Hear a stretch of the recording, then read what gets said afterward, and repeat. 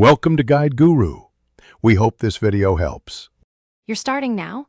Unlock the Realme 10 Pro and quit background apps so settings respond instantly. Open Settings and use the search bar for sound or additional settings to avoid hunting menus. Note which keyboard you use, Gboard, SwiftKey, or Realme keyboard, because the next steps target either global touch vibration or that specific app. Once located, tap sound and vibration first, then look for touch or key press vibration options so you can disable the system-level feedback before adjusting the keyboard app. Now do the detailed change. In sound and vibration, disable touch vibration or similar toggle to kill system-wide haptics. Next, go to Settings, right arrow Additional Settings, right arrow Language, and input right arrow on-screen keyboard and tap your active keyboard. In Gboard, tap Preferences and switch off Vibrate on key press or change vibration duration to 0 milliseconds.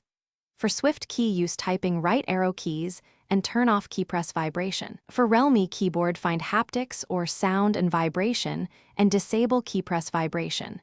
This covers both system and app layers.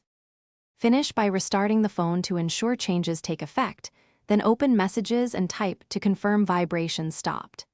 If you still feel haptics, go to Apps, right arrow, see All Apps, right arrow your keyboard, right arrow Storage, and clear cache. If that fails, uninstall updates or temporarily switch to another keyboard to isolate the issue. Make sure accessibility settings don't force touch feedback.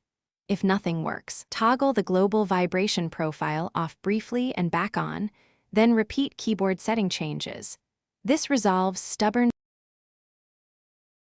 Thanks for watching. Consider subscribing if we helped you today.